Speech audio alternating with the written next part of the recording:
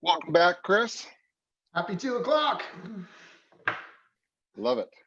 Love it, love it, love it. All right. So we are going to pick up kind of where we left off, but at a much deeper level, right? So let's kind of get our brains back into gear. We were really talking about how important it is to get the mindset right, because that creates your thoughts, and which creates your feelings and your energies, and which precedes you, right? And everybody you talk to is going to feed what you're giving off, even subconsciously. So let's talk about what I'm going to share my screen here, and we're going to go into some things. All right. So we've got a lot of laws today. We have a little physics instruction, I guess, but this is kind of the way the world works. And this is the things you learn over the years, and laws are laws. And we got the law of attraction. We got the law of connection. Real quick, I think it's important to note that these are going to sound different and off at first, because this is not the stuff that you grew up thinking. This is not the stuff that you grew up seeing. It wasn't anything that you've really been exposed to a whole lot of. So when you hear this at first, it may sound different, it may sound off, and it may not sound normal. But if you can wrap your head around this and start thinking in this way and acting in this way, this is where you get all your power from. This is the secret of the real estate business, which is really the people and communications business. And let's talk about the gear of neutral for a second. So if your car is in neutral, what is it doing? Well, nothing. It's not moving forward. It's not moving backwards. It's in neutral, right? And this is the most important gear in real estate. Now, most people think it's full throttle, put on the salesman, say, hey, how you doing? I see you. I can help you. That's all BS stuff, right? It doesn't work that way. So from my experience, what I know works is using this law of neutrality, which means going into neutral, because the biggest law is people like people who are like themselves. People like to do business with people who are like themselves. People trust people who are like themselves, okay? Let's go back to the simple versions of why this is the case, okay? And this is drunk monkey, this is caveman, this is just simple human evolution of fight or flight, and it's protection. It's ultimate protection. Because if I'm in a tribe is normally comprised of similar people with similar beliefs that have similar goals, right? That's why you have something attracted. Now, if you're in that specific tribe, those people are most like you, or you've become like them, and that's just kind of how that's worked. They are safe because they're like you. Because the safest person in the world is you, right? The person least likely to hurt you in the entire world is you, right? You are the safest that there is, right, in the world. So naturally, from a subconscious level, you are going to seek out other safe things, because why would you seek out dangerous things? It just doesn't make any sense.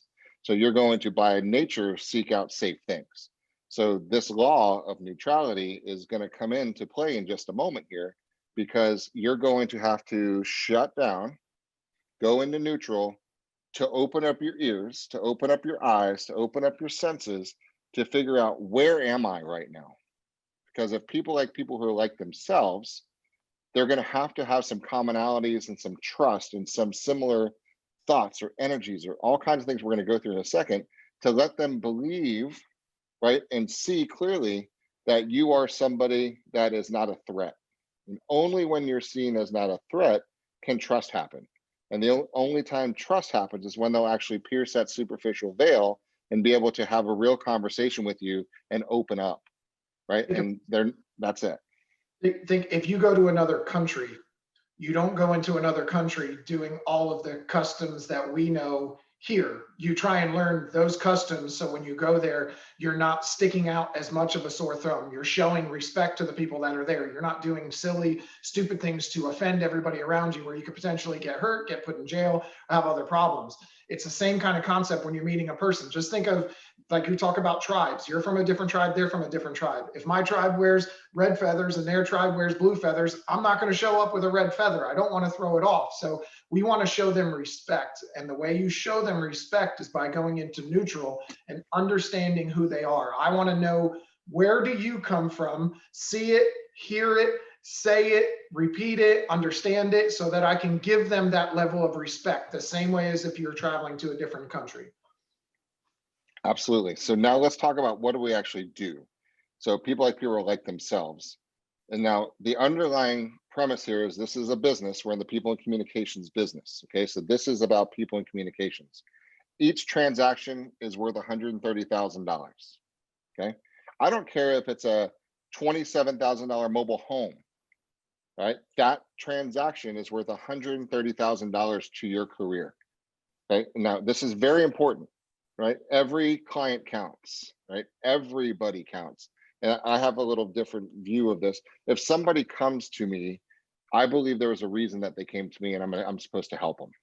Okay, and that's from an agent perspective. That's from just my human nature perspective. Somebody ends up in front of me for a reason. It's for a reason, and there's something I can gain or learn or give, right? And so same thing from a real estate transaction. Doesn't matter what it is. The moment you get caught up on, oh, it's a small deal, I don't want to do it, right? It's going to backfire on you. So every transaction is worth $130,000 because of the repeat business, because of the referral business, because of knowing their neighbor and the rich uncle that comes to buy the beach house. All that stuff rolls into play. But just everybody you talk with is worth $130,000. Okay, so let's get that fundamental thing down. And then now they're only going to work with you if they trust you. So let's build some trust. So shift into neutral and reserve. Now this is a skill. This is a muscle. This needs to be practiced. Okay. Now, this is a perfect time of year to start practicing because you're going to be going still to probably some Christmas events and holiday parties and get-togethers and little recitals and all that stuff. And this is something that requires stretching your muscles a little bit too. So observe what people are doing. So if you're at an event and you're noticing how people are, we're going to go through a couple of things here for a second. This is not just face-to-face communication. This is big time used in email communication, your text messages, right? You can notice a lot of things about people's cars, about how they're actually dressing. You can learn so much from stalking them, using that word not lightly, it's true, on Facebook, on Google, on LinkedIn. You can learn so much from them from Remine, right? Before you actually just even have a communication, you can learn so much that you can connect with them, right? And what we're going to talk about is not the words, because this is, and Chris, you see this all the time. Too many people get caught up on actually what to say. Yes. And when the magic happens in what's not said. So go through that communication breakdown. Well, your words are only 7% of your communication. So you have everybody, we've talked about this a lot. You have 7, 38, 55. We've mentioned those numbers a lot of times. 7% of the communication is just the specific words. So if you send an email, if you send a text message, you're really only communicating with 7% of your capacity to be able to display and provide that message to somebody. And then that's open to their 93% of everything else that they took in from whatever you tried to communicate with only 7%. The next step is the 38%, 7, 38, 55. 38% is your tonality, your inflection, the way the words are being used. And then 55% is body language. So you have to understand that when you're communicating with somebody, you're communicating with them from the point that you walk up to them, from the point they see you from 10, 15 feet away. They're already judging you, already taking in communication and signs, putting up barriers, putting up roadblocks, putting up stop signs. Hold on. You're already communicating with them from the time you walk up to them, from what you wear to the way you're walking, even things just your physical stature, some things you can't help, you're already communicating. That's why it's so important to go into neutral, because there's certain things you may not be able to change, but you really can communicate and use your body language and use your tonality and use mirror and matching, a lot of other things we'll get into. You can use those a lot. So if 7% of what you're communicating is just words, let's just make it easy. Get all of the other stuff out of your mind. Let's just memorize the scripts. Know what the scripts are. Make that the easiest part. I know what the script is. I always have something to go back to. Now I'm really going to focus on me listening, me watching, me understanding who these people are, so I can give them that level of respect of communicating with them the way they need to be communicated. Okay, guys, listen what Chris just said. It's worth repeating. I'm going to repeat it. If you're worrying about the words, you blew it. Because 93% of the communication is not words. So you've got to know, if you're doing a just listed door knock or circle prospecting and talking to just listed, you got to know it's when you plan to move. If you're the just where to move from, I'd pick this area. If you were to move again, where would you get next? One would that be? Probably Chris for house worth of today's market would be a good time today, right? You got to know your words, because the moment I go to a front door or I pick up a phone or I'm having a conversation, I can't be thinking about what I'm going to say because I'm going to miss out on the nuances of the body posture and stuff we're going to go into next. So if you don't have your script game on, then you need to make that the #1 priority right now is whichever lane you're going to go down for Q1, commit, decide, act, and become damn good at that one script. Forget about the rest of them. That one niche you're going into, get your words down and go full throttle down. Get your listing pre-qualification script down, your listing presentation down, your buyer pre-qualification script down. The ones you're going to use, forget about the rest of them. Just pick those. I mean, can I stress the importance of that any more, Chris? No, that's the most important part, because if you always have that thing to come back to and you're not focusing on what do I say next? What if he asks this? What if that happens?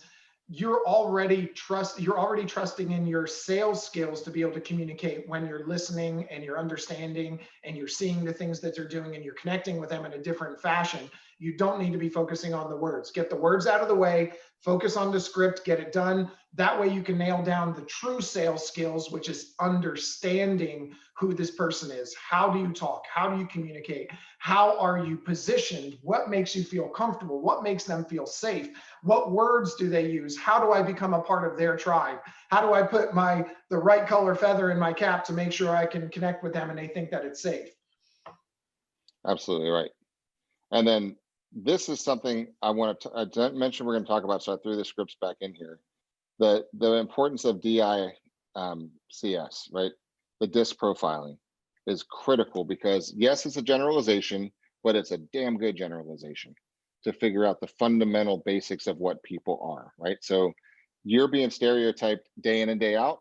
And so this is almost the same thing going backwards too. So, let's go through the hierarchy, the big observations of let's stereotype for just a second, Chris, for just have fun. So your high D driver personalities, let's stereotype one. Who would be, or what would be the biggest high D personality that we could imagine? That's going to be CEO, that type of person, president, somebody who commands that type of presence there. That's what I initially think of, the CEO of the business, the guy who's going to be front and center, who's handling everything, who knows exactly what he wants, how he wants it, when it's going to happen, how it's going to happen, and get out of my way. Right. So my first imagery when you started saying that is Trump, right? Love him Yep. or hate him, he's probably the stereotypical high D personality. Doesn't care what you think. It is what it is, and he's just going to do it because that's the way he wants to direct it done, right? And if you want to stereotype more, they're driving the dark cars, normally big SUVs or big 7 Series Beamers. They're wearing nice clothes. They've got flashy jewelry on because they want to command your attention, and they want you to know that there's somebody not to be messed with, that they're the best, right? And they want to portray that everywhere they are. So you're in an open house and you see the 750 IL cruise in and the guy with the Rolex and the big necklace and stuff rolling out. I mean, alarm D, right? Not right, wrong, and different. It's just that's the fundamental makeup of that person's DNA. His personality style is primarily a high D driver methodology. So he's going to want things quick, concise, to the point, and just don't waste my time. Give me something, right? So that's stereotyping. He's not ringing the doorbell. He's walking straight through. He's coming right at you with everything he's got. He's just going to walk around the house, point things out, tell you everything that's wrong with it. They naturally react with their fight mentality rather than flight. So they're the type that's going to run to the issue to try and take care of it. So they're the ones that step up to something rather than step back from it. Yep. So there's your stereotype. Your high, let's go to the opposite first. The opposite of a high D is a high S, right? It's a service type, the supportive type, the sweet. I call them sweet, right? So you've got your sweet people. It's like your social worker, your kind of librarian style. The complete opposite of a high D. Does not want confrontation, totally low key, doesn't even want to be looked at or talked to, preferably. They just kind of want to be there and let things just be, right? So what are you going to do when the high D comes into the open house, and then following behind that big 750 IL black BMW is a powder blue Prius, right? With the S personality that gets out in her flowered outfit, right? That's super non-offensive and kind of easy and nice, and she just wants to not be observed. She just wants to look at a house. She doesn't even want to talk to you. right? So you've got to be able to say, okay, neutral, see where neutrality comes in? Because right now I'm like, okay, who's coming in neutral? I don't care who it is. I just want to know, and action. Now I go into high D mode, or then I go action into the high S mode, right? And then let's go into the high C mode, highly analytical C, calculating, right? Critical thinking type. What are you, let's stereotype a high C for a minute. Yes, the high C, they're the guy that's gonna, again, you'll probably see them with more of a basic wardrobe, nothing too over. They don't want to overthink that because they overthink everything else that's going on. So you're gonna see nice and basic and simple. They're going to always want to come at things with tasks over people. They don't communicate as well with people. Typically, the high C is gonna be more task oriented than a people oriented person. And they're perfectionists too. So they demand a lot from themselves. You're going to see those things. They prefer to have all of the information up front. So they come to the door, you give them a package as they're coming in the door, and you let them consume and take everything in instead of trying to tell them everything about it. They're going to take all the information in. They're going to see it. They're going to ask questions. You just got to give them a minute to get there. And they're not going to love it yet because they haven't had time to process the information to determine whether or not it's appropriate to love it yet. Right. Yep. So you're not going to push them into a decision. They're going to have to get there whenever they get there. And typically it's slower than other people get there because they want to make sure that they've dotted the I's, across the T's, make sure they have all the information so they don't make a bad decision.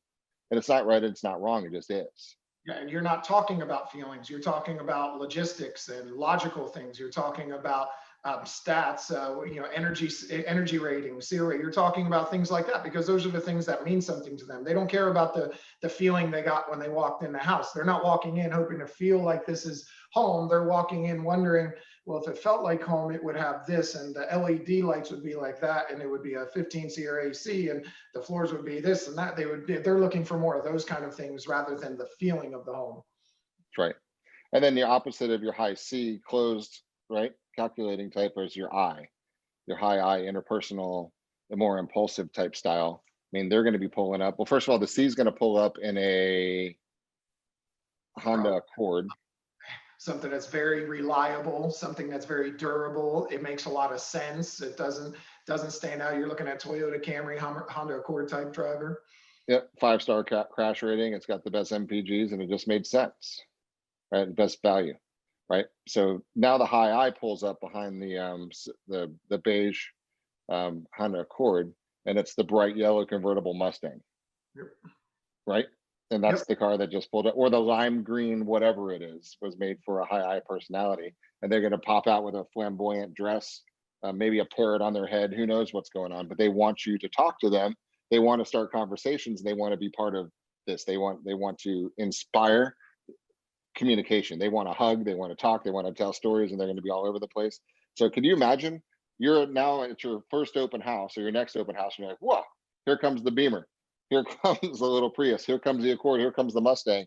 And you have 4 completely different presentations to make because the D wants to hear about the house the way they want it. So does the S, so does the I, so does the C. So can you see how if you weren't even thinking about neutral, you're going to piss off 3 of the 4 of these just by your human nature, not even intentionally or not even consciously, because you're one of these primarily. So if you're a high I, you've pissed off the S, the C, and the D. But you've made buddies with the I. What do most of us do though? Most of us go into what we would consider sales mode, the used car salesman lot type of. So, hey, how you doing? Come check out the house. Take a look around. Won't you? And you just start going into that just fake kind of sales mode. I would challenge you, break that pattern, because when you break that pattern, you're actually going to break their normal pattern as well. Their normal pattern is, get away from me, stand back. I'll let you know when I'm okay for you to come into my space. Any one of these is going to be more like that. Even the I will be a little bit off. They'll be less off-putting, but they'll be a little bit off-putting because they're still trying to gauge your safety level as well. So if you can break that pattern and work on getting into neutral, not going into that, they're not expecting you to actually connect with them. They're expecting a sales pitch. So throw them off guard. Let's get them back in a place where they're comfortable. The first thing you did was what they didn't expect. All of a sudden, they're just like, oh, okay. And they kind of take a step back, and then they start to pay attention to you, which that's when you win. When they start paying attention to what you're doing, they start seeing that, wow, he's a normal person. look, he's communicating to me the way I want it. Perfect level of eye contact, perfect hand gestures. Wow, I can't believe that they're acting. This is a cool person. I think I can hang out with this person. And they start seeing that. So break that pattern. Don't go into sales mode, go into neutral. So let's go deep about this one too, because you have no pressure, but you have 7 seconds, right, to earn trust or blow it. And you don't get a second chance. It's over, right? It's over. You've got one shot and it's 7 seconds. It's 3 to 7 seconds. 7's like being gracious that you have that. And they determine whether or not they like you, whether or not they can trust you, whether or not you're warrant of them dropping their guard. And it happens in 7 seconds or it doesn't ever. And it's over, right? And this is tough to hear, guys, but it's over, right? Let's talk about that for a second. This is the thing. Before you can create any action, you have to have their attention and trust, okay? To make action. So here's the difference. People who are like themselves. From a psychological standpoint, they need to find connection points, right? They need to find commonalities. There needs to be something that I laugh about this because I got a little 4-year-old and he just started VPK this year. And this is just something that we do. And I just kind of watch because I chuckle because I know how human behavior is. So he walks into the school and I already know who his friend's going to be because I know what the drunk monkey does. And he walks into the class and you look around, I'm watching through the window and I see he's looking around and he's going immediately, he doesn't know he's doing this one, but his little drunk monkey is saying, who's going to kill me, right? Who's most likely to do something bad to me and who's least likely to do that? And the person that's least likely to do that is the person that's most similar to him, right? And that's going to be the person he goes and sits down next to. And that becomes the person that he's going to bond with first. That's going to become his friend, right? That's a human nature. We do it. You did it. That's how you got your friend in kindergarten. That's how you still have your friends now because you guys are similar. You like the same music. You kind of look alike.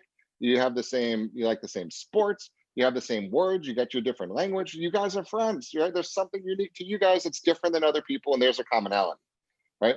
So 3 things in common is what's important in order to become trusted or a friend. And those are the.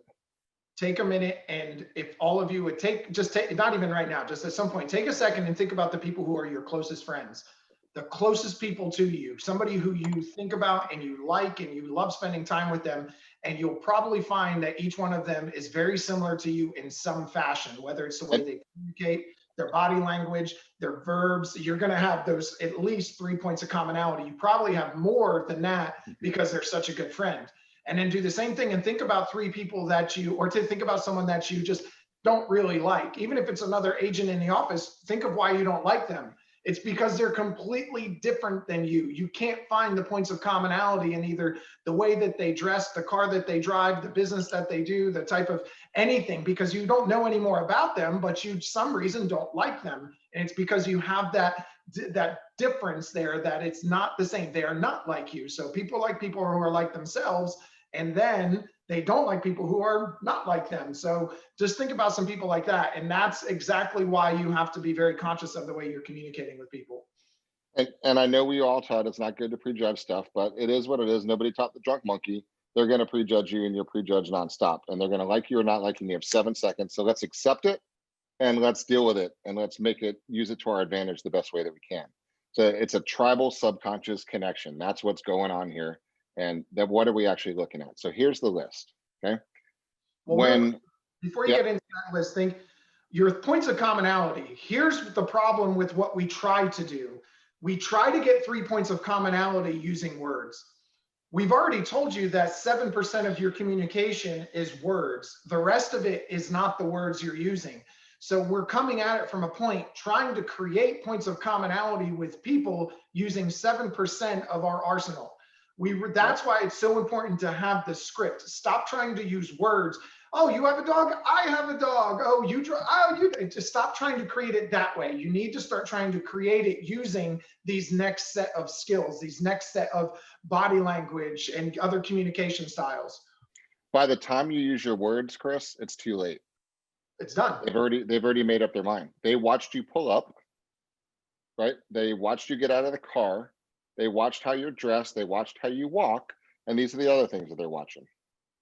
Eye contact, right? There's eye contact people and there's not eye contact people. None of them are right, none of them are wrong.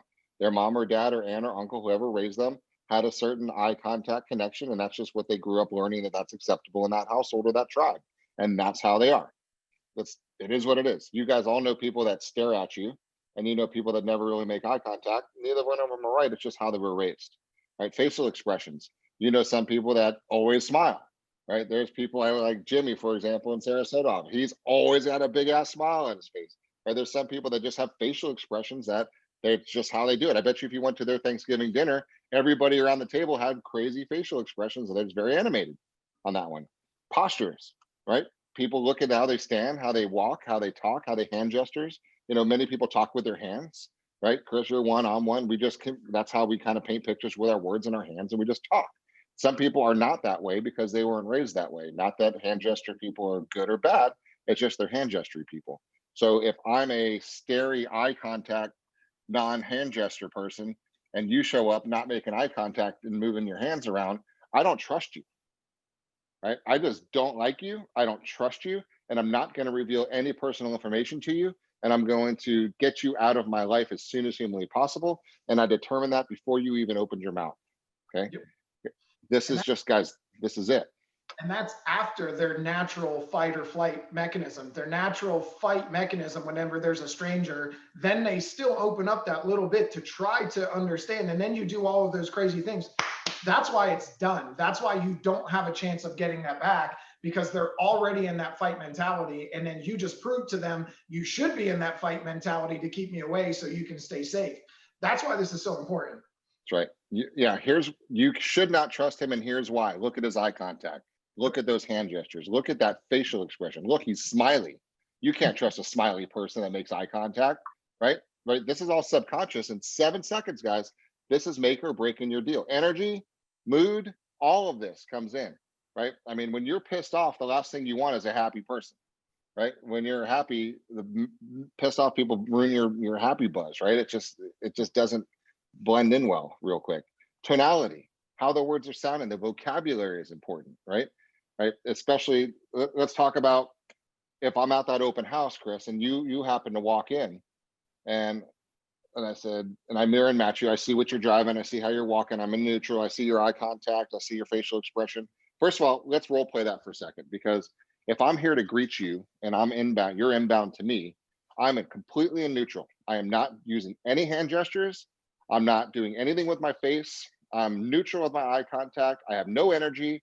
I have no mood. I have no gestures. I have no posture.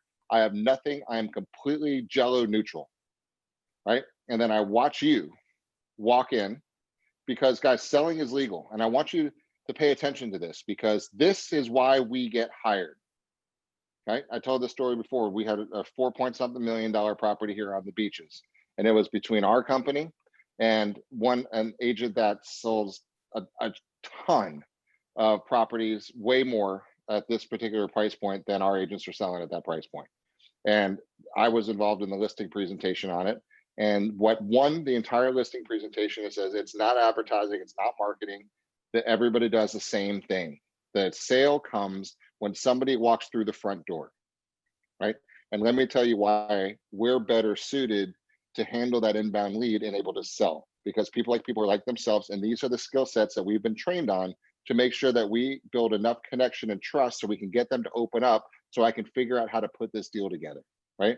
That's what we do. And we know how to deal with the eye contact. I could tell you from the time they pull in the driveway what their personality style is. I could tell you how they walk. I could tell you how they shake the hand. I could tell you with their eye contact. I can tell you how I can build trust and rapport better than anybody else, which will translate into a smoother, faster, better sale for you and agency and all the other stuff. And that's what got us that business, right? But this is sales, guys. This is what you need to be talking about on your listing presentations.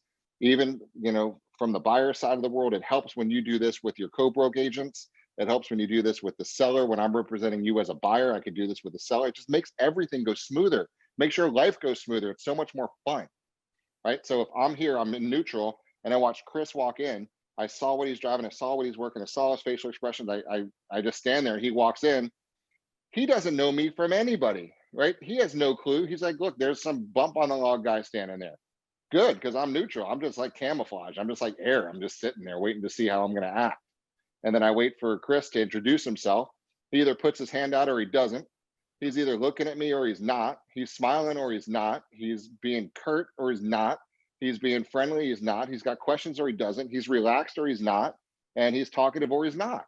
And for me, the best respect I could possibly ever give him is to be similar to him so he's relaxed and comfortable, right? Because what I don't want to do is unnecessarily trigger a fight response and put his adrenaline up and make him uncomfortable when he's trying to see if a home is going to suit his family, right? So isn't it in his best interest for me to give him the best experience I can? And if he walks in and he's like, hey man, what's going on? And action. Hey man, what's going on? I'm going to greet you the exact same way. And hey, what's going on? My name's Chris. Hey man, what's going on? My name's Jeff. Right? Versus, hi, good day. Right? Then, oh shit, here we go. And action. This will be fun. Hey, good day.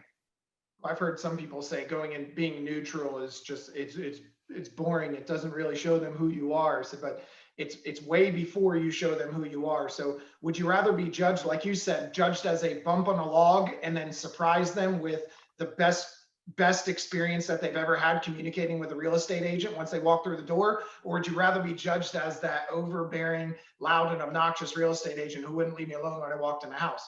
I'd rather them initially judge me as the bump on the log, and then I'd rather surprise them afterwards and give them the most amazing experience they've ever had and build that trust with them and have them as a client for life than just turn them completely off from the get-go because I tried to sell them the minute they walked in the door rather than communicate with them. That's right. Now some of your drunk monkeys are saying, well, that's not me. Well, you're right? Because you are only attracted and attractive to you. And guess what? We're not selling you. We're selling a home and we're selling a lifestyle. We're selling for our client. And our job is to make the customers feel as comfortable as humanly possible so their guard's down so they can picture themselves living in this home that we were hired to sell, right? So that's really what we're doing. And they're going to have the best experience along this way. And it's us giving them that best experience. Guys, I'm telling you, this is the key to this business. And it's so much fun. And you actually end up enjoying the process too, because you guys connect so much faster, and there you go. And it's not like you're still going to be you. You're just presenting yourself in a way that they actually want to receive it. Does that make sense? That's the big key here. And don't be inauthentic, right? If they come in and we're talking about baseball and you hate baseball, it doesn't mean you need to be a baseball fan, right? That's not what we're saying. We're just saying give them the experience that they actually really want, which is comfort and trust from you, so they can actually make a decision on this thing. This one went back again. All right, so couple of different role plays on this, Chris. Yep. So, and the things I want to talk about while we're here, because energy, words turn into feelings, or thoughts turn into feelings, which is energy, and create the actions that we're doing. Now, let's talk about tonality for a second and how you're able to turn off somebody quickly with tonality. And that's one of the biggest things of abuse that I see, because many of you do record your presentations and they send them to me and I get to listen to it. And the first thing I notice is that they're off on their mirror and matching. And mirror and matching is simplified. It's all these things we're talking about. Is, did you mirror and match their energy? Did you mirror and match their tonality? Did you mirror and match their words, their energy, their commanding tones, their rate of speech, their volume, their inflections? Now, I know this sounds like a lot, but guys, we get paid very well to do what we do. And I think our clients deserve to have this level of treatment, right? So from a mirror and matching perspective, we always call it kind of parrot phrasing and repeating and approving and all the stuff that I want to get into the nitty gritty on here for a second. Let's explain upswings versus downswings. Have you kind of take the swing at that one first? Yeah. So when you're talking to somebody and they're giving you what they like or asking questions and you're answering them, when you're giving them upswings or downswings, when you're replying to them, and just that simple pitch, simple tone of coming up in your tone when you're answering them or telling them something, subconsciously is going to put them in a state where they don't necessarily trust what you said because you said it in a somewhat questioning tone.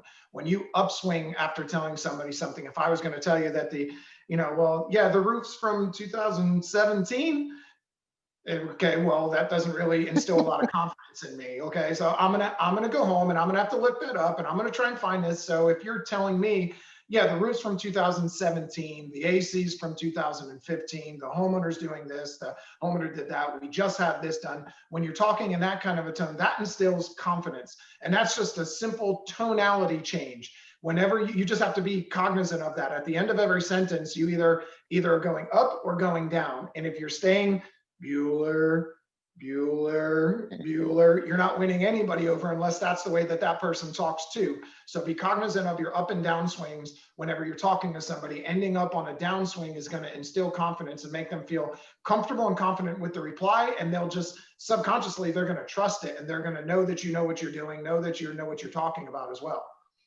Now, you're not going to know whether or not you're doing upswings or downswings because that's just how you talk, right? By nature right now. So you have to record yourself.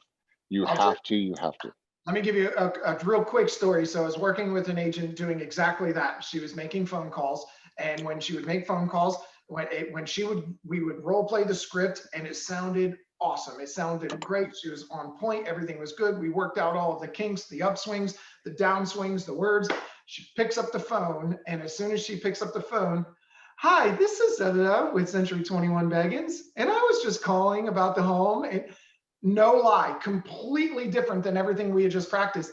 And she had no clue she was doing it. Yep. None. We had to record it and listen to it and play it back. And she goes, wow, are you serious? I said, yeah, you need to go home and you need to listen to this over and over again, and then take those words. And I want you to take those words, say it with a downswing. And I want you to say it with a downswing over and over and over and over and over again. Then let's put the sentence back together. Get your body and your brain used to hearing that word with a downswing rather than an upswing. And let's start talking like that a little more, and then record each sentence individually, repeat them over and over and over again. You just don't know you're doing it. And that's how crazy it can be. She had no clue. And when we role played, it was fine. And you know what was the kind of the root cause of that, though, Chris, was her belief. Yep. Right, because internally she wasn't worthy of that deal. She wasn't feeling confident that she was competent enough. She was questioning and doubting her own abilities. So the drunk monkey agrees, because that's what the drunk monkey does. He hates you, by the way. He doesn't like you at all, and he wants to see you fail miserably. So he's going to applaud your insecurity and make sure that it gets projected out of everybody, so nobody hires you, so you can go back to smoking weed on your beanbag, right? That's the ultimate goal on this one. So you have to really pay attention to how these sound, guys, because it is a major problem. And if you're worrying about the words and you're not feeling comfortable, that's why this mindset and leveraging us is so important. If you need help getting to a position of strength and comfort and confidence, we'll help you. You got to get over this, guys. You're good. We're good. They're not hiring you. They're ultimately hiring us, right? It says Century 21 on the listing agreement. It says Century 21 in the buyer contract. It doesn't have your name, right? So ultimately take the pressure off of yourself and know that they're hiring us collectively as a group. And that should help many of you, even you who are doing 50, 60 deals a year, trying to get to 80, right? Or raising your price point to the $1 million price point. We've done it, we do it, we have it, right? So you've got to walk in with that swagger and that belief that it's not just you. You've got the confidence, you've got the mindset, you've got this, you've got the skill, we've got the marketing power, we've got everything possible for anything you could possibly do in this industry. We have your back, and we've done it, and we've been there, and you're part of that. So you've already done it and been there too, right? So that's got to sit, because now you can walk into a presentation saying, yeah, well, we've done that for sure. We've sold a ton of houses on this street, because we have. That's the beautiful part about this one as a brand, even, right? Well, that's the beautiful part. That's what starts taking all the pressure off. You don't have to sell the home. You don't have to buy a home. You have to help them buy a home. You don't have to earn any of that trust, because that trust is already there with the things that we brought to the table and partnered with you on.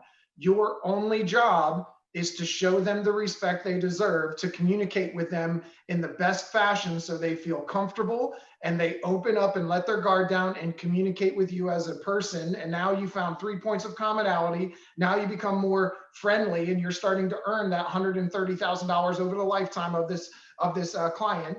And that's your only job. Communicate with them. Your only job is not to get the listing. It's not to get the contract. It's not to set an appointment. Your job is to communicate with them. If I can get them to like me, know me, and trust me using your DISC, using rapport and rapport building, using VAK, using those kinds of words and using that kind of communication style, that's your only job.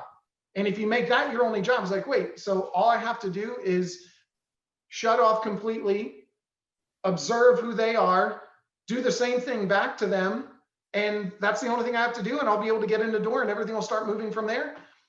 Quite frankly, yeah, that's the basis of it all. And if you can do that, you just got past the biggest barrier. Everything else from there, we can overcome objections.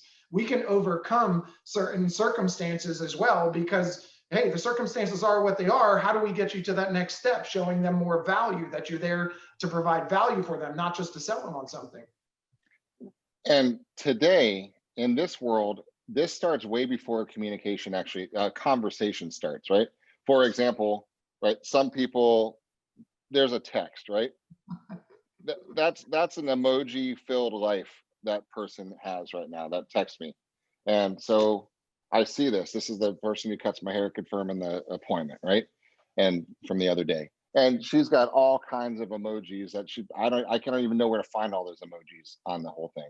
But that's how she communicates, right? And if I wanted to communicate with that person, I would do that. Now, when you look at your text messages or your emails, text messages mostly, and people reveal a lot about their communication styles via text, right? You get exclamation points, you get pauses, you get capitals, you get short to the point, quick questions. Some you get a bunch of descriptive adverbs, adjectives, and the whole thing. They tell you a lot. And too many times we respond in our mind the way we are at that moment. And that's selfish. And you just blew the ability to connect, because people are like themselves. I promise you, if the girl who cuts my hair, she texts with her best friends, it's an emoji fest, right? Because that's just how the way I like to do that. So if she were to probably call on and ask for something with real estate, if I got those type of texts, I have to respond back that way, because that's the world they're actually living in. And if it's, hey, quick question, what's the HOA? Right? That doesn't mean I want to hear about the spectacular view right now. I have a quick question, what's the HOA? Right? If that's what he asked, probably a high D or it's a C, right? And they just want to know. They have one question. So don't be fluffing around, answer their question. You guys got it? They give you the key to the kingdom is given every single time, right? Hi, nice to talk to you. I saw the email. I would want to have more questions about this property. Specifically, here's what I'd like to know. What is the exact HOA fee and what does that precisely cover? Hi, Mr. Analytical. Let me answer back the exact same way you just responded to me back. Specifically, the HOA is this, and it exactly covers this, this, this, this, and this. Specifically, what else can I answer for you, sir?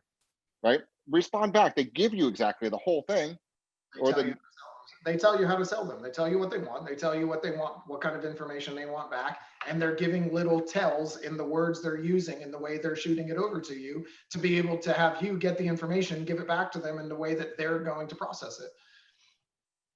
And then you also, when you're looking at, we looked at DISC and we looked at, basic rapport building, but then also talking about visual, auditory, and kinesthetic. That's a whole nother side of it, where if you can start really tuning into, are they using visual words, auditory words, kinesthetic words? Are they more kinesthetic people? Are they using words like feel? Are they using words like I really, when I see it, I'll just know, or I'm walking to home, it's just that feeling that I'm after. Or they say, home for me is the sound of the ocean crashing and the seagulls chirping. And, that's what you have to start paying attention to, those things too. They're going to give you all of that, but you have to be able to receive it, which is why neutral is the most important step. So VAK is critical. I just stopped sharing screen so we could just chat on this one too. So if I walk in to see you at your open house, right, it's going to be so evident what I am if you're paying attention. And if you don't pay attention, you're speaking a totally different language to me. If I walked in to your open house and you might say, hey, what's most important to you? I say, man, I really want to take a look at the view, right? Because it's all about view to me, and it's got to be just wide open, uninterrupted. And if it's not, I just can't wait to see it, right? I just told you exactly what to say. So what kind of words would you throw back at me? Oh, I'd be telling you, let's go take a look at that view. I want to show you how exactly wide open it is. And, you know, it's going to be nice and stunning. Let's go take a look. So I'm just Or those same words right back to you to try and get you out. Number one, I want to get you to what you wanted first. I want to give you what you wanted. I don't want to have, well, I mean, the kitchen is absolutely amazing too. And you should really see, I mean, see, you're a man, the man cave upstairs will give you some space. Now I'm going to get you to exactly what you want. Skip everything else. They don't care about all that. Get him to what he wants. and if it's not wide open view, say, man, I wish I had a wide open. Let's go take a look at it anyway. Let me show you the view here. And what does wide open mean to you? Because if it's not this one, I know every damn house in this whole town, I could find it for you. If it's not on the market, I'll bang some door downs for you. Let's go take a look. Show me what does it mean to you, right? So I'm not going to try to say, hey, but did you see this kitchen? You could overlook the view and just imagine we can put a picture up there of your favorite. No, that's Well, not what I want. we really don't have a view in the back per se, but I mean, from the kitchen window, I mean, you got a decent view over that. I mean, don't try and we're not doing a bait and switch on it.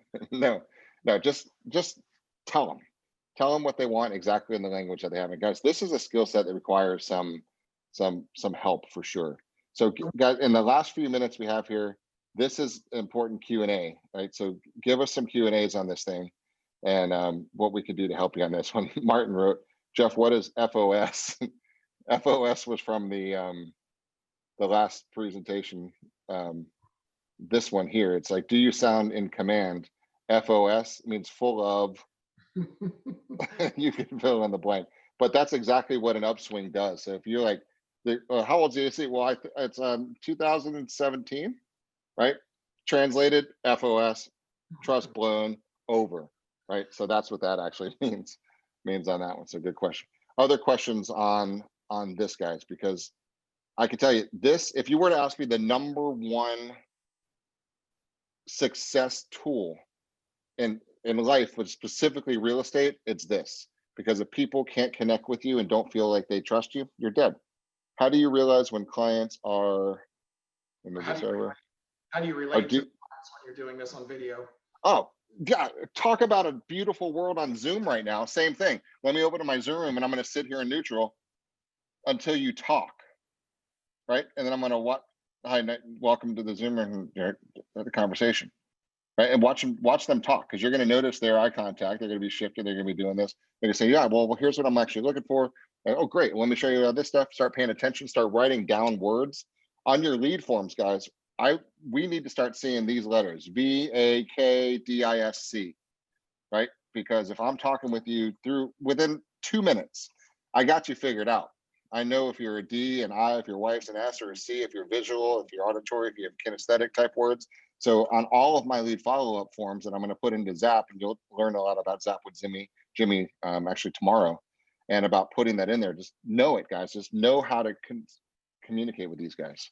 I think Zoom is one of the best things because you get the ability to have all 100% of your communication style, and you get the ability to be able to see 100% of their communication style. So I can go straight into neutral and I can see all of it. I see their movement, see their body language, see their eye contact. I hear their tonality. I get everything. And I think that's the best opportunity. I want to put them into a video chat, a Zoom room, something like that, because I will connect. It's easier. Who was this? Jared James. One of the comments I really liked is, it's easier to reject a font than it is a face. So if I can get in front of you with a face, it's a lot harder for you to just smash on the end button or not reply or just kind of ghost me. You're not going to show up in a Zoom room and then be gone. You're going to sit down and we're going to have 30 minutes probably where we're going to be going through some things, and I'm going to be working on communicating with you, and you're going to be working on trying to determine if you're going to work with me. That's right. And Kimberly just typed in. All right. So being neutral when they come into an open house, do I greet them? Do I tell my name? Do I do anything? Yes. So let's talk about how you don't lead it and you can still kind of greet them. So hi, welcome. I'm watching you walk in. I'm going to be as neutral as I can, say, welcome to the open house. What can I do to bring you guys some value today? Notice that is as neutral as a statement as I can make, because I can't say, hey, what are you guys looking for today? Because that means I'm highly visual and I'm trying to impart my visualness onto you, right? What can I tell you about the house? That's me assuming that you're auditory. That's not fair, because you might not be. Hey, what are you guys trying to get a feel for in the neighborhood? Are you kinesthetic? Am I just going to assume that? No. What can I do to bring you guys some value today? zip it, and then listen. Here's the other key. You didn't ask a yes or no question either. So you didn't say, can I tell you something about the house? Yeah, no, I'm okay. Because you open the door for them to reflexively. Everybody has the reflexive no. Everybody's initial response is no, I'm okay. You walked into that store to buy the specific pair of jeans that were going to go with the shirt that you have at home and the shoes that you already planned together to go out. But when you walked into that store and the guy comes up to you or the girl comes up to you and says, hey, can I help you out with anything today? Are you looking for anything specific? No, I'm okay. I got it. It would have been so much easier if you just asked them, yes, I was looking for this, this, and this. I saw it online and can you show me where it's at? But people don't do that. Reflexive no. So when you can leave that opening, do not let them say no. What can I do to bring you some value today? They actually have to think of something. Wow, he can provide value. What do I need that's of value that he might be able to provide? In the back of their head, they start going through all that and they have to respond. They can't just go no and walk away. You can't, nobody's, okay, not nobody, but most people are not that rude. And they tell me they're programming, Chris, right? And I say, what can I do to bring you some value? Well, here's what we're looking for. Excellent. Welcome to my home, visual person, right? Thank you very much for giving me my cues on how to build trust and rapport with you instantly. Thank you, right? No, I'm not going to say that, but that's what I'm getting from you, right? What are you guys looking for? What's important? What can I show you? Now I can take your lead and sell you the way that you want to be sold because you've told me how you represent the world is represented to you, and it's visually to you. Now, the next person might say, hey, what can I do to bring you value? Well, what can you guys tell me about the house? What can you tell me about the neighborhood? Excellent, Mr. Auditory. I've been waiting for you to show up, right? And say, well, let's talk. What's most important for you? What can we talk about? And then they gave me the path to walk down. Same thing, next person, what can I do to bring value? Well, we're just kind of looking to get a feel for the neighborhood, see what's going on. Excellent, Mr. Kinesthetic. I was wondering when you were showing up. Welcome, right? And then give them the warm and fuzzies, right? They give you the map on how to make them feel comfortable, because once you have the trust, you have them for life. It's $130,000 and it's a 7-second sale to earn that money. I don't care if they buy this house or not, right? I want them to buy me and trust me to give me their faith and trust that I can guide them in whenever they buy a house or whenever any of their friends or family ever buys a house anywhere in the country, because of our relocation department too, right? So it all starts from that one spot.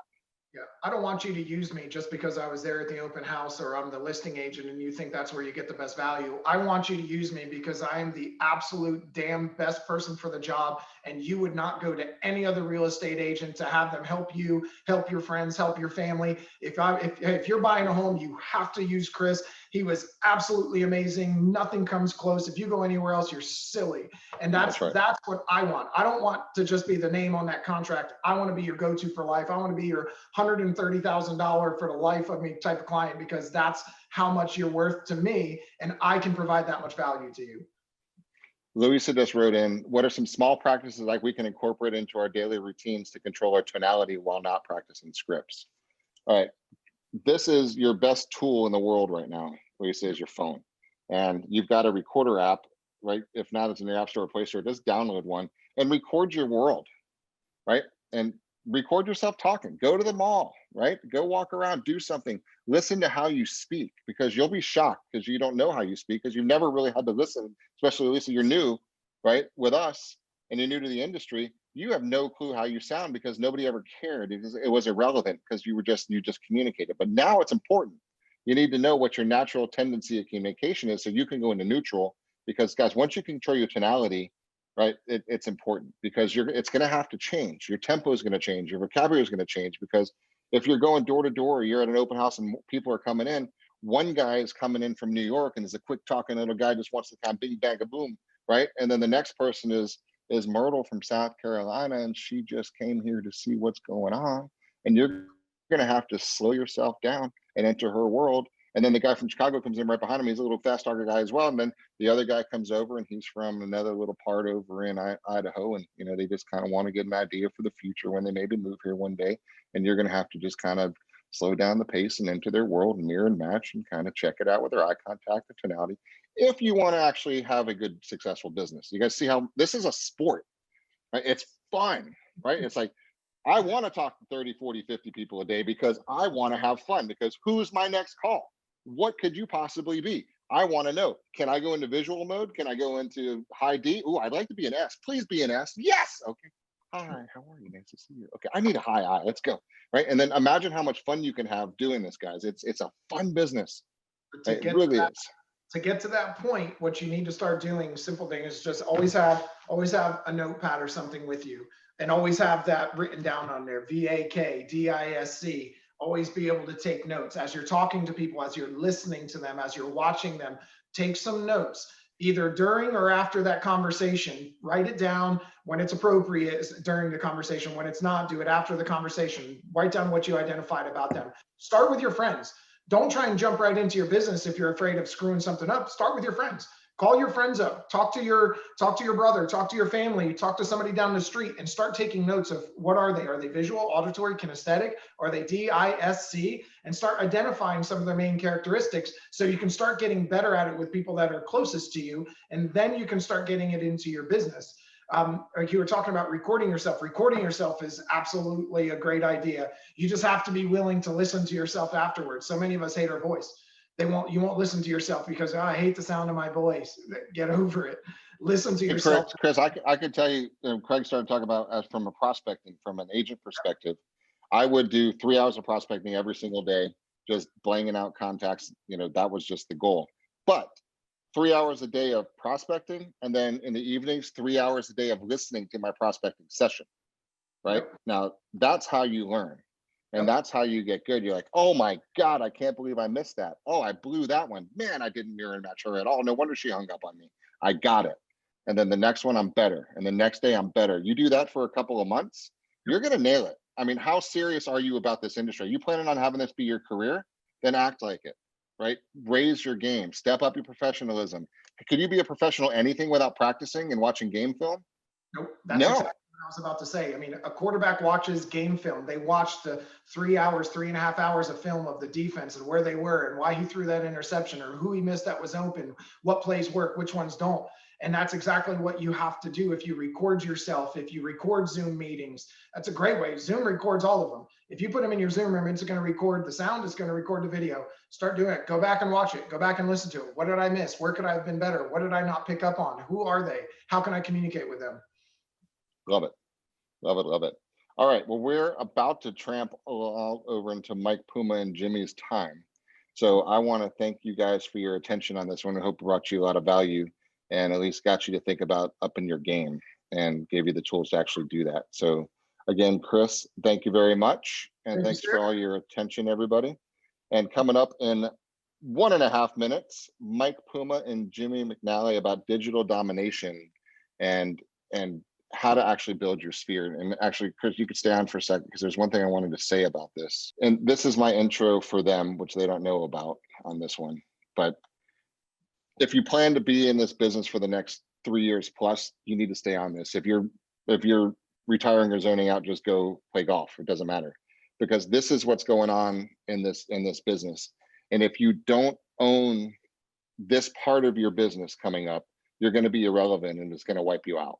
And I can't say that. I'm not joking at all, because we alluded to it this morning, but the future of real estate will be voice, and it will go through and it will contextualize and it will search algorithmically to figure out who is most relevant in the niche areas that people are actually searching in. And if you're not pushing out serious content to that niche right now, you're not even going to be showing up on the radar, right?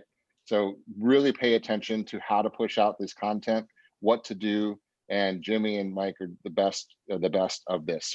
So protect your turf and just get out there and just enjoy this. And you're gonna have a lot of fun with this session. So Jimmy and Mike, no pressure, but I just built you guys up as the gurus of the world. So I hope we all appreciate that. And we are going to gracefully exit that now. And we'll see you again. I'll see you again because Jimmy and Mike have 3 to 4, and then Mike and Jonathan have 4 to 5, and then Craig and I will be back at 5 to do a recap with you guys. So thanks for watching us. See you later. Enjoy Jimmy and Mike.